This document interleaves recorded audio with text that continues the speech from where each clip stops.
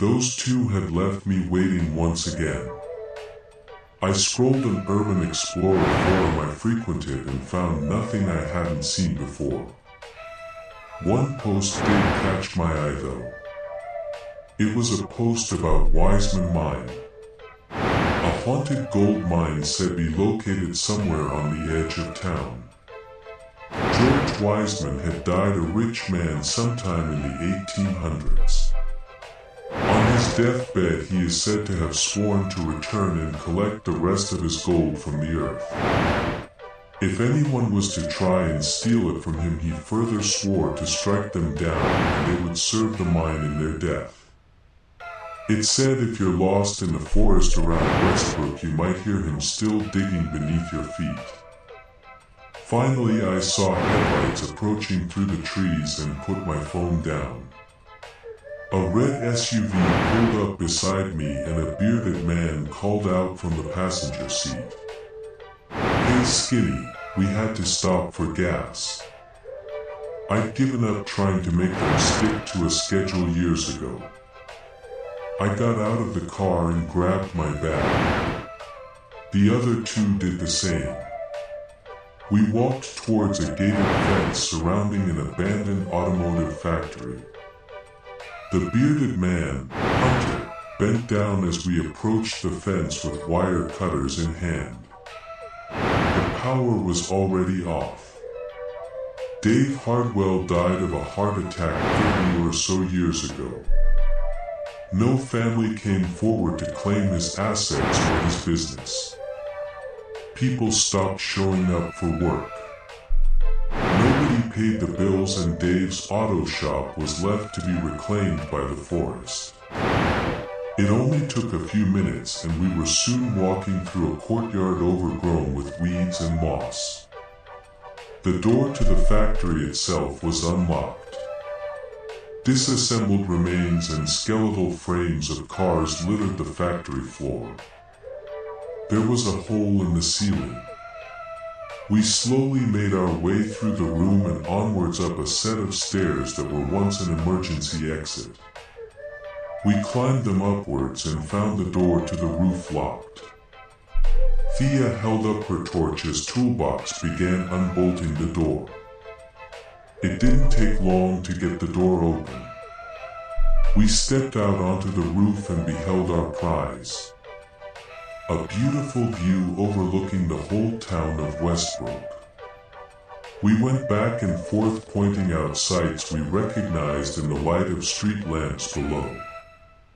We had planned this trip for a night without clouds. The stars lit up the night sky above us.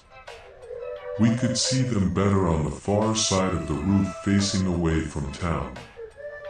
I pulled a few beers and some snacks from my bag. We all sat there looking up at the stars. We talked for hours. During a lull in conversation, I asked if either of them had heard of Wiseman Mine. Hunter told me he had no idea, but Thea gave me a knowing nod. She asked if I meant the haunted gold mine, and Hunter had a concerned look on his face at the word haunted. Naturally, I asked if he was scared of ghosts, and he said yes. Then I asked if he wanted to hear the story of Wiseman Mine. He hesitated but nodded. After the story, he had forgotten about the ghost and asked instead how much I thought the gold would be worth. We went back and forth for a while, arguing over how much it would be or how you would sell it in the first place.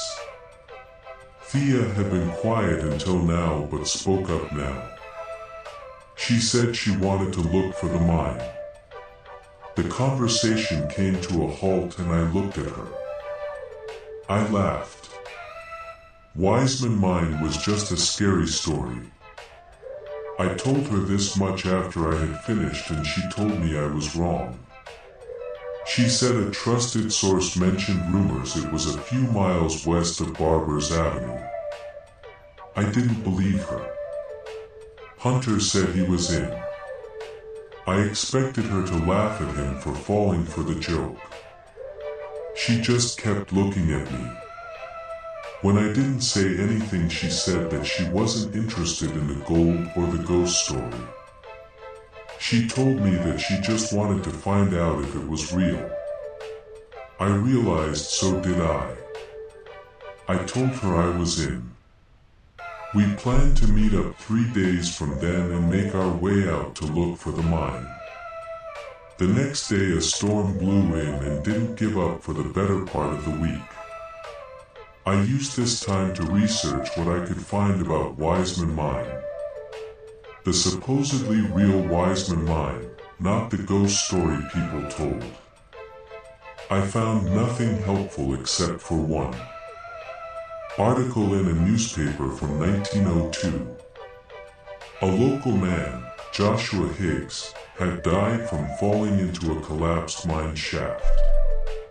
The odd thing was, in the fall he had impaled something sharp struck through his skull. They said he was unrecognizable. Only the ID in his wallet identified him. It was ruled an accidental death and the mineshaft tunnel was filled over. At the end of the week the rain had passed. We started our search early at 6 a.m. The night before I had a strange dream. I woke up in my bedroom. There was no furniture inside except for my bed. I could hear something faintly. A repetitive banging. It was coming from downstairs. I woke up the next morning and shrugged it off as a strange dream. I got ready for the search and drove out to the start of Barbers Avenue. The other two were early. We drove for an hour. About halfway through the paved road gives way to packed dirt. Barbers Avenue led north in the opposite direction of the automotive factory. It ended in an interstate highway headed towards the coast. It was mostly woods and hills between us and there. I pulled out a map with a few locations circled that I thought looked good to search. Thea added a few more and we set off searching for George Wiseman's gold mine. Later that day we left the woods tired and bruised. I got bit by ants. Hunter got stung by a bee. We had covered half the ground we expected to and found nothing. 3 days of searching later we found it. It was late afternoon on the 4th day. We were heading back and a fallen tree trunk blocked our path.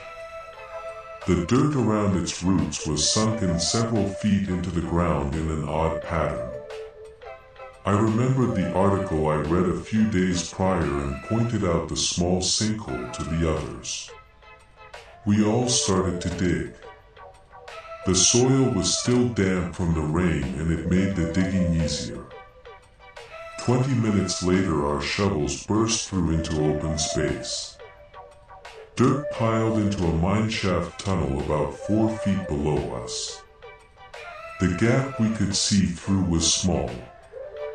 The sun was starting to set and so we all prepared to return the following morning. That night I had the same strange dream. My bedroom empty. A faint banging noise from below. I went to go downstairs and investigate only to find the door to my room was locked. I put my ear to the floor. I listened to the noise. It sounded like metal being struck several stories beneath me. I could hear something crack under the weight of each blow. I woke up the next morning unnerved but soon forgot my strange dream as I prepared to explore Wiseman Mine. We never planned to go far. We just wanted a souvenir.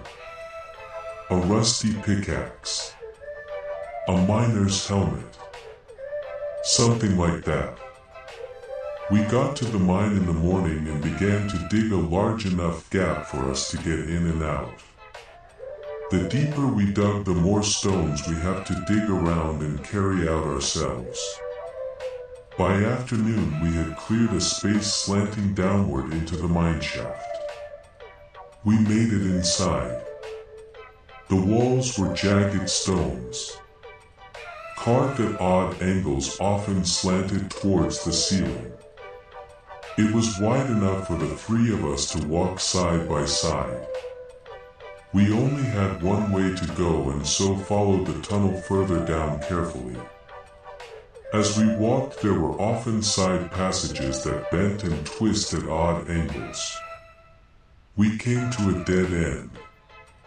We made our way back towards the exit, taking our time to inspect the side passages more thoroughly. They must be the space left behind once the ore was mined. A few rocks sparkled in the torchlight. We could see markings of where a tool scratched the rock. Hunter found a nugget of gold ore. It was still embedded inside of one of these side passages walls.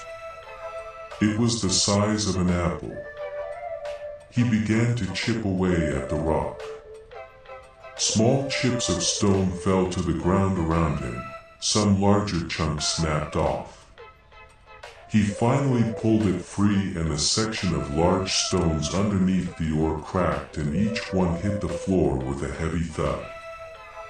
The ground shook. There was a rumbling.